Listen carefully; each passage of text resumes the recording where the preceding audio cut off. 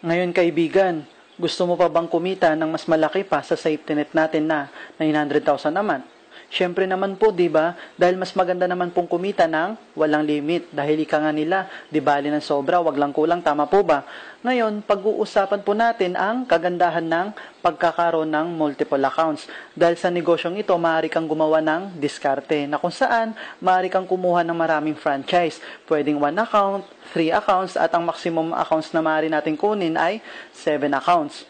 Ngayon po, ipapaunawa ko po sa inyo ng mabuti ang pagkakaiba ng 1 account, 3 accounts at 7 accounts sa bawat isa. Halimbawa, kapag 1 account ang kinuha nyo, di ba may slots A and B siya na kung saan kapag marami kang mapapasali, wala ka ng choice kundi dito mo lang sila maaaring ilagay sa dalawang slots mo. Ngayon, ipagpalagay natin na dumating ang time na sa dami na ng kagrupo mo, kaya na nila magpasali ng tig 100 accounts sa isang araw. At posible pong mangyari yon. Bakit? Dahil hindi lang naman po ikaw mag-isa ang mag-i-endorse sa iba, tama po ba? So ngayon, 100 accounts po dito sa corporate A mo at 100 accounts din po sa corporate B mo. Di po ba ang pairing bonus natin ay worth 500 pesos? So 100 accounts multiplied by 500 pesos equals to 50,000 pesos. Pero, ang safety net lang natin na maaaring ibigay sa atin everyday ay 30,000 pesos per day. So, ang sobra na 20,000 ay mapupunta po siya sa company natin para madagdagan na naman po ulit ang bonus pool natin at para din po sa other expenses ng company natin. Ngayon, ganito naman po ang maaari mong kitain kapag naka 3 accounts ka. Ito po ang first account mo, mayroon po siyang corporate A and corporate B. Di po ba kapag may mapapasali ka or let's say napasali mo si friend 1 mo, di ba dito mo siya maaaring ilagay sa corporate A mo? Ngayon, bago nyo po siya ilagay dyan, advice ko lang po sana sa inyo na mas maganda ikaw po muna yan. So, bali, second account mo na siya. Di ba may slots A and B rin po siya? At dahil direct referral mo yan, automatic may 500 pesos ka kaagad doon na makukuha as direct referral bonus mo. Ngayon, dito po sa corporate B ng first account mo at may napasali ka ulit, or let's say napasali mo rin si friend mo, di ba maaari mo rin siyang ilagay dito sa corporate B mo ng first account mo? Ngayon, bago nyo po siya ilagay dyan, advice ko lang din po sana ulit sa inyo na mas maganda, ikaw rin po muna yan. So, bali, third account mo na siya. Di ba may slots A and B rin siya at dahil direct referral mo din yan, automatic may 500 pesos rin po kayong makukuha dyan as direct referral bonus mo. Plus 500 pesos na pairing bonus. So, sa 3 accounts mo, may return of investment ka kaagad na worth 1,500 pesos. Ngayon, kung mapapansin mo, bali 4 na ang corporation mo. Halimbawa, yung dami na napasali mo sa 1 account mo kanina, i-apply po natin dito ngayon sa 3 accounts mo. So, may 100 accounts ka sa corporate A mo at 100 accounts ka din sa corporate B mo. Ngayon, hatiin po natin sila sa tig 50 at ilalagay po natin sila sa A at B ng second and third account mo. Halimbawa, 50 po dito sa corporate A ng second account mo at 50 rin po dito sa corporate B ng second account mo. Ngayon, ang maaaring kitain ng second account mo ay 500 pesos pairing bonus times 50 accounts, so equals to 25,000 pesos. Yan po ang maaaring kitain ng second account mo. At sa third account mo naman, hatiin din po natin yung 100 accounts na nasa corporate B ng first account mo. Halimbawa, 50 rin po dito sa corporate A ng third account mo at 50 rin po dito sa corporate B ng third account mo. Ngayon, ang maaaring kitain ng third account mo ay 500 pesos pairing bonus times 50 accounts equals to 25,000 pesos din. Yan din po ang maaaring kitain na third account mo. Ngayon, kaibigan, payag ka ba na yung slots A and B na yan mapunta pa sa iba? Siyempre, mas maganda, sa'yo po muna yan o isa sa mga kamag-anak mo, tama po ba? Di ba yung second account and third account mo under ng first account mo, tama po ba? Ngayon, itong 50 accounts mo na nasa corporate A ng second account mo ay magpipair din po siya sa 50 accounts na nasa corporate B na third account mo. Di ba ang pairing bonus niya is equals to 25,000 pesos. Ngayon, ito namang 50 accounts na nasa corporate B ng second account mo ay magpipair din po siya dito sa 50 accounts na nasa corporate A ng third account mo.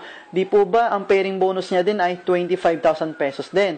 So, ang total na kinita ng first account mo ay 50,000 pesos. Pero, ang maximum lang ng safety net na maaaring ibigay sa'yo, magkano? Di ba 30,000 pesos per day lang? At ang sobra po na 20,000 ay mapupunta na naman po siya sa company natin para kumita na naman po siya at para at the same time, madagdagan na naman po ulit ang bonus pool natin.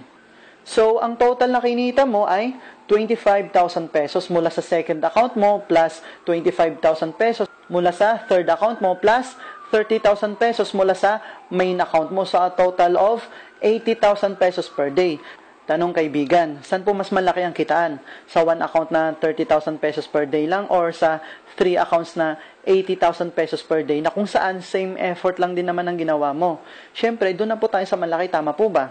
Ngayon kaibigan, kung naniniwala ka talaga sa sarili mo na marami ka talagang mapapasali at kung gusto mo pa talagang kumita ng mas malaki, ang pinaka-advisable po na account na maaari mong kunin ay 7 accounts katulad nito. Bakit po?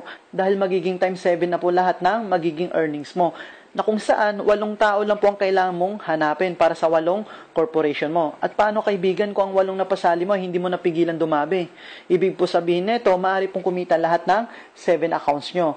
Ngayon, halimbawa, yung dami na napasali mo sa 1 account at 3 accounts mo kanina, i-apply po natin dito ngayon sa 7 accounts mo, na kung saan may return of investment ka kaagad dito na worth 5,500 pesos. Eh, di ba kaibigan, kung uunawain lang po talaga natin ito ng mabuti, mas maganda po talaga ang 7 accounts dahil may return of investment ka kaagad na worth 5,500 pesos as proof of income mo. Dahil sa totoo lang po, mas madali pong magpasali ng ibang prospects kapag may proof of income ka kaagad. Tama po ba? Ngayon, dahil ikaw po ang direct referral ng mga 6 accounts na ito, automatic may tigpa 500 pesos po kayo kaagad dito na direct referral bonus mula sa second account mo, third account mo, fourth account mo, fifth account mo, sixth account mo, and seventh account nyo. Na kung saan, ang second account mo naman, may 500 pesos pairing bonus din po siya, nakikitain mula naman sa pag-pair ng fourth and fifth account mo. And then yung third account mo naman, may 500 pesos din po siya na pairing bonus mula naman po sa pag-pair ng 6 and 7 accounts mo. Eh, di ba kaibigan, lahat ng 6 account mo naka-under sa first account mo, tama po ba?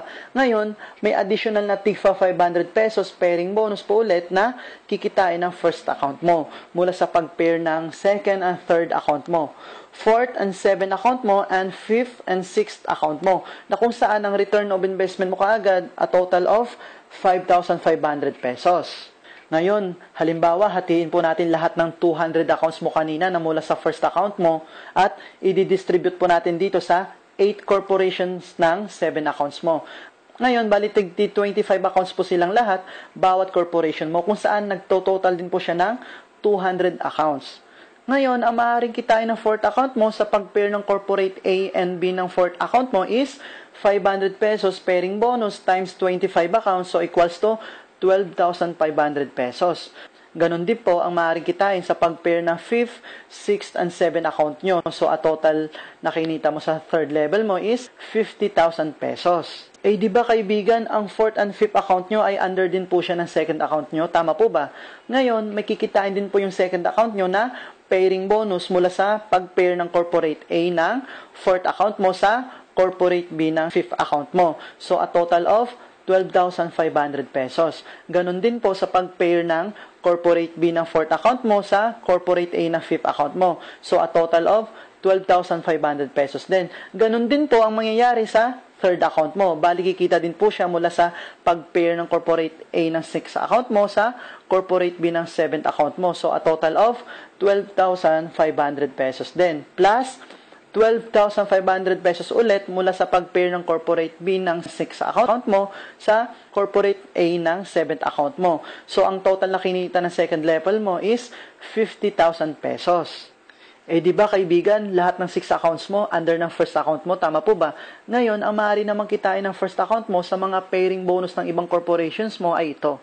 Ngayon, yung corporate A ng 4th account mo ay magpe-pair po siya sa corporate B ng 7th account mo. So, a total of 12,500 pesos. And then, itong corporate B ng 4th account mo ay magpe-pair din po siya sa corporate A ng 7th account mo. Then, a total of 12,500 pesos din, pairing bonus. Eh, di ba kaibigan, itong corporate A ng 5th account mo ay magpe-pair din po siya sa corporate B ng 6th account mo. So, a total of 12,500 pesos din. Tama po ba? And then lastly, na pairing bonus is, itong corporate B ng 5th account mo ay magpe-pair din po siya sa corporate A ng 6th account mo. So, a total of 12,500 pesos din. Ngayon, ang total na kinita ng first account mo is 50,000 pesos. Pero kaibigan, magkano po ulit ang safety net everyday ng every account mo? Di po ba 30,000 per day lang? And then, ang 20,000 pesos na sobra ay mapupunta na naman po ulit siya sa company natin para sa other expenses ng company natin at para madagdagan na naman po ang bonus pool natin. Ngayon, ang total na kinita ng 7 accounts mo ay 130,000 pesos sa isang araw. Ngayon kaibigan, ganito po ang kagandahan ng pagkakaroon ng multiple accounts. So ngayon kaibigan, payag po ba kayo na ibigay pa sa iba ang ibang slash ng corporation nyo instead sa'yo sa kamag-anak mo? Ngayon, nasa sayo na po ang desisyon.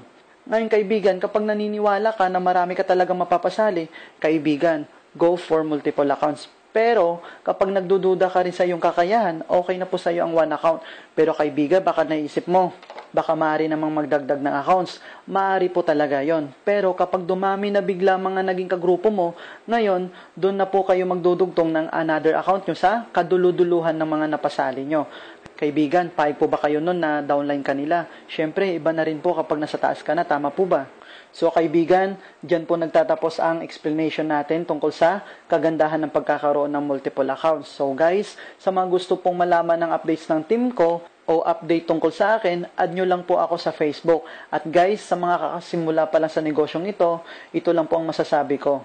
Sana huwag po muna natin madaliin ang kitaan.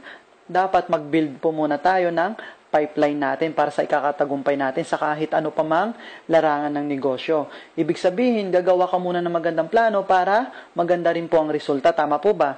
Ngayon, ang unang-una po na dapat natin gawin ay pag-aralan muna natin ng mabuti ang negosyo. Technical ng company, everything about company, how to approach people, how to invite, how to do prospecting, at marami pa pong iba na kung saan sa negosyong ito dapat full of knowledge ka para hindi ka mapapahiya sa lahat ng makakausap mo. At dapat lagi mo ring isipin na walang second chance. Dahil sa negosyong ito, malabo kang sumablay kapag mayroon kang alam. So guys, ingat po kayo lagi. Good luck po sa business venture natin and God bless us po.